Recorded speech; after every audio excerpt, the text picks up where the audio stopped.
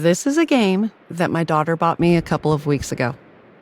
It lets you share your experiences with others, putting your mind out there for others to see.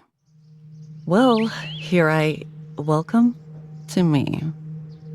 I'm not familiar with the technology behind it, but I think some kind of artificial intelligence connects with my subconscious and turns my memories into a gamified experience. You can poke around while I speak, by the way. It makes people feel less alone. I don't really have a problem with my loneliness, but I promised my daughter I'd try it. So here we go. It looks nice and inviting with uncanny subnotes. Yeah, I guess that's me.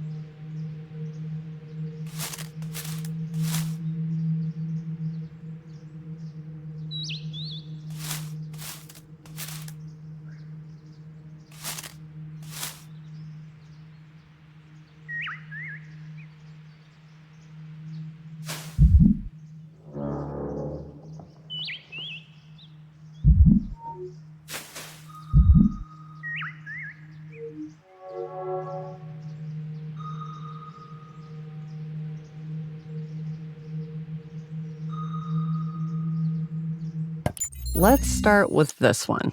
I'm not avoiding or anything.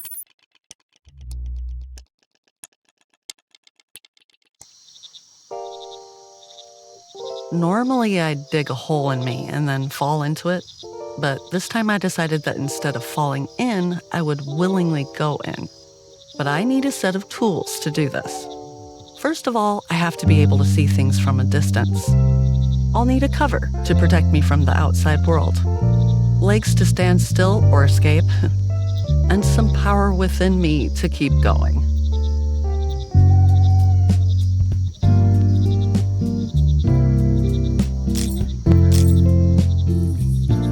It's getting dark. Maybe I should look carefully first instead of some random attempts.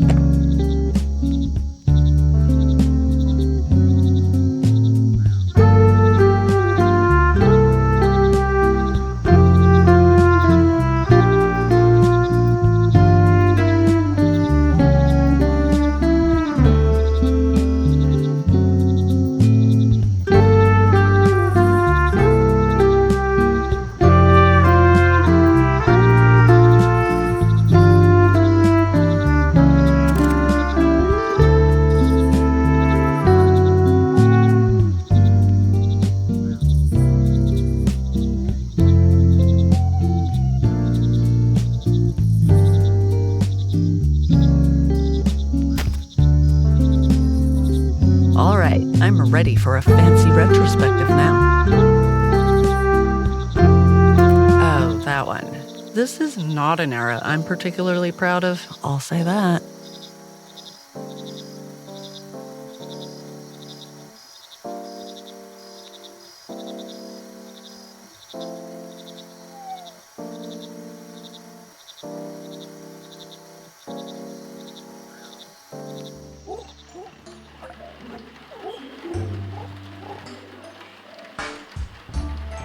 Something felt missing, but I couldn't tell if it was something missing in my life or in myself.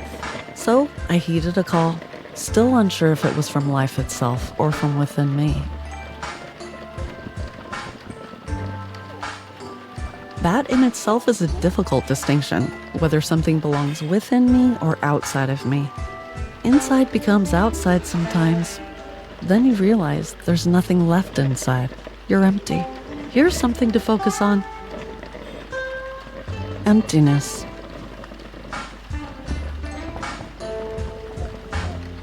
Absence.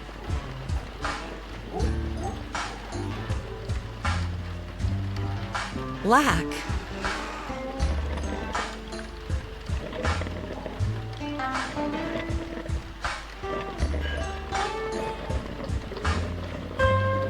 You stare into all those voids, and they stare back at you.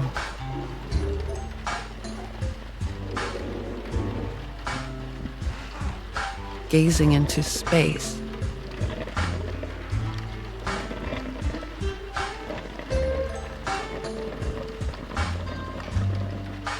Negative space.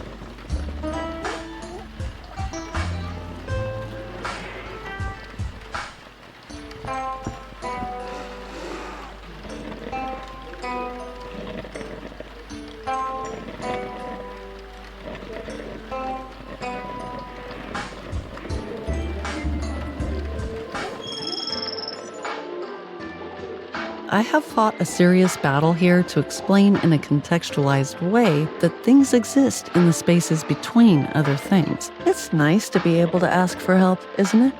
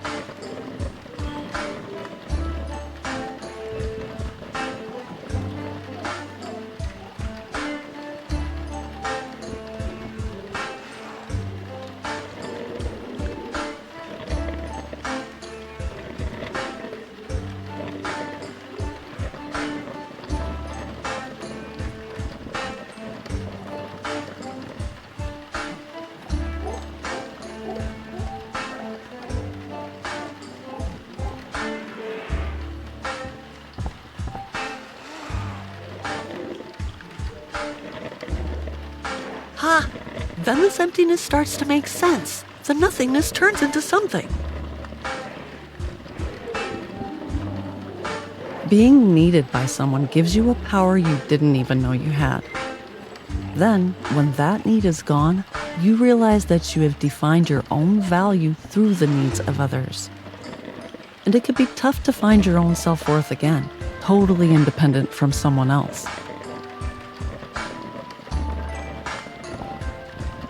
Recently, my daughter told me that she doesn't want to be a mom. I thought it was normal since I thought the same at that age. But when I asked her why, I was surprised by her answer. Global warming, wars, famine. It seems selfish to bring a child into a world that is heading towards apocalypse, she said. Ouch.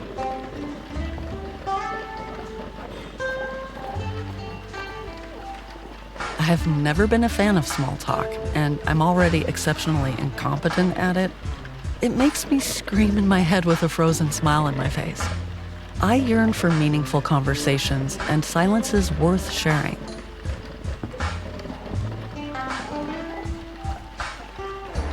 And what am I doing here? I treat all these as writing material and produce mediocre work in certain templates? Given that most people are mediocre, by the very definition of the word, it pays well.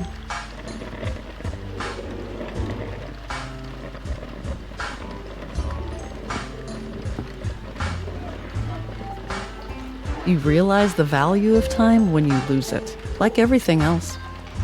Even if I say, let's drop everything and go, there still won't be enough time to do everything that's left in me. My fertility is ending, my body is aging, my biological limits are shrinking.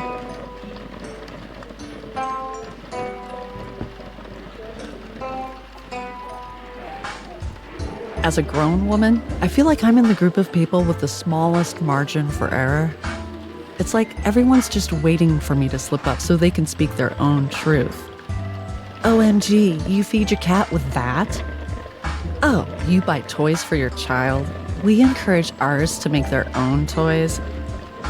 Is that what you put on your face with this skin type? Give me a break. My marriage is not going very well. And you know what scares me the most? Being an only child, facing the death of my parents all alone. I feel that we are on the verge of radical scientific developments that will change the way we perceive life and reality.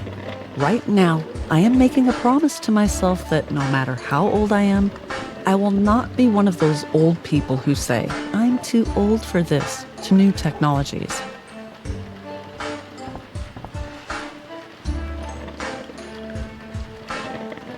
You have to understand me now because I'm not a book. Because no one can read me after I die, I have to be understood while I'm alive. It says in one of the books I've read, a perfectly reasonable demand. Anyway, now it's time to make something out of nothing.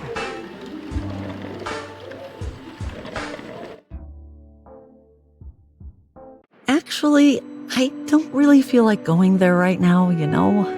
Let's just reminisce about my childhood for a bit, shall we?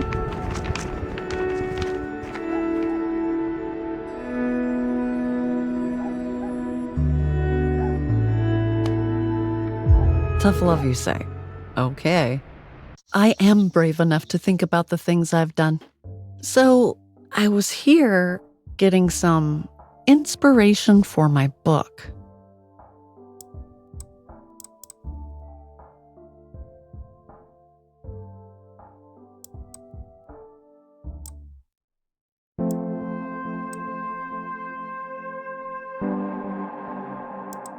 Let's see, what have we found so far?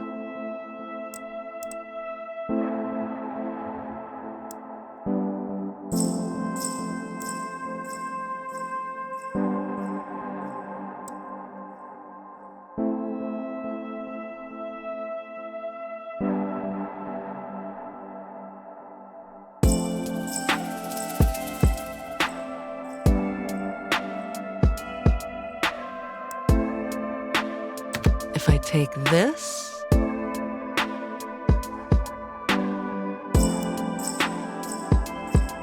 or that.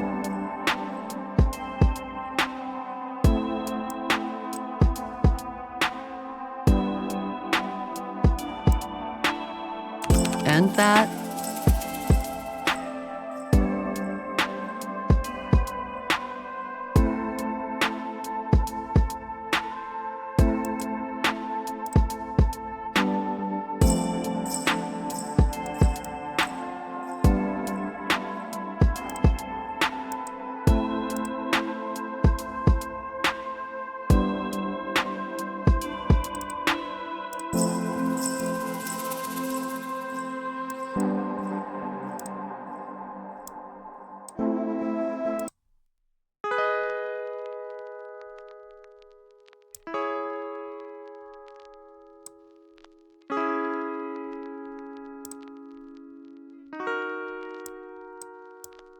Then add a little bit of this one.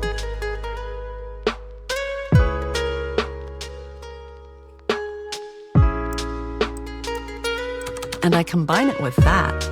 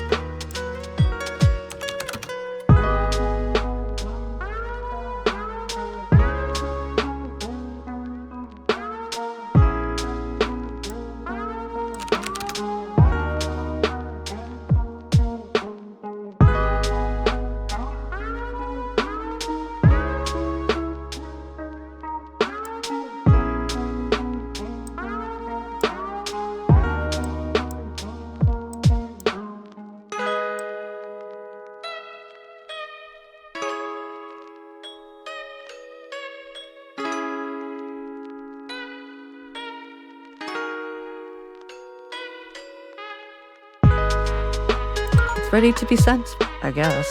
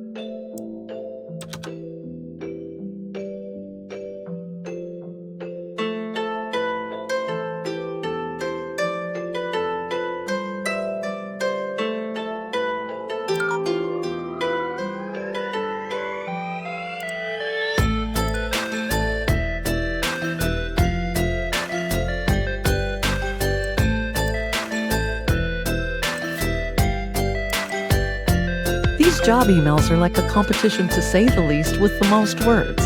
I wish there was an app that summarized them.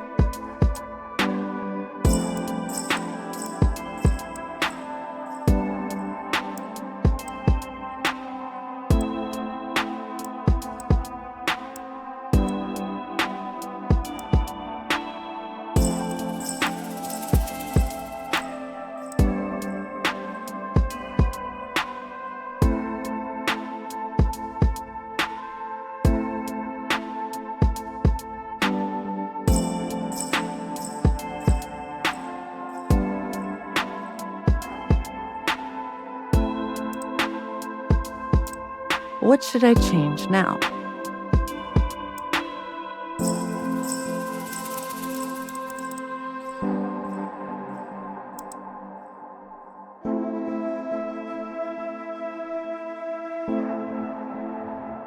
Now, should we make them a book cover to judge?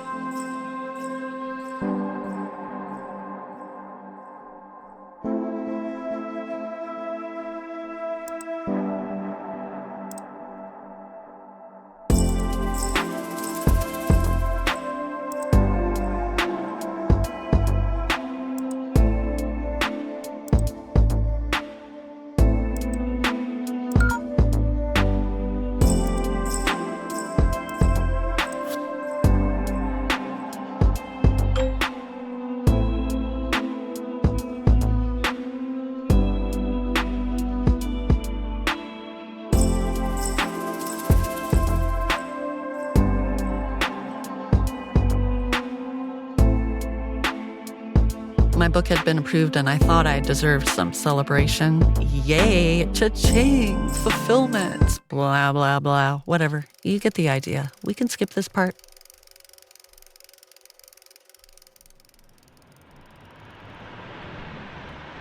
Here's the truth about myself that I didn't want to think about. I am writing simple stuff because whenever I attempt to write about deep topics, I tend to laugh at myself. One can hear the quotation marks in my sentence. I can't even say deep. When I was in my 20s, depths and peaks were my common visiting spots, though.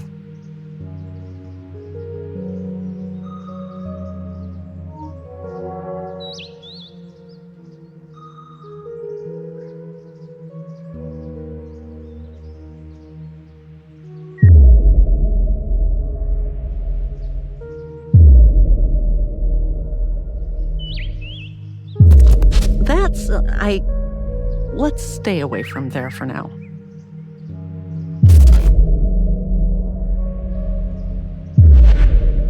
Just in case anyone tries to violate the privacy of the unconscious.